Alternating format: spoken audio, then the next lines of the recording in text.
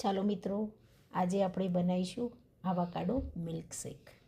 તો avocado milkshake બનાવવા માટે મેં લઈ લીધું છે આવાકાડો, કાજુ, બદામ, પિસ્તા, ઇલાયચી, હની એન્ડ મિલ્ક. તો બધું જ વસ્તુ આપણા ટેસ્ટ પ્રમાણે આપણે એડ કરી શકીએ છીએ, વધારોશું. અને જોઈ શકો છો કે મેં બધું મિક્સર જારમાં એડ કરી દીધું છે.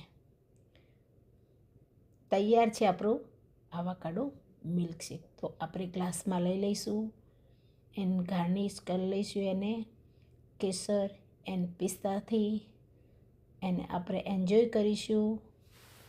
ટેસ્ટમાં બેસ્ટ એવો આવાકાડો મિલ્કશેક આપણો એકદમ તૈયાર થઈ ગયો છે. તો આપણે ટેસ્ટ કરી લઈએ આવાકાડો મિલ્કશેક.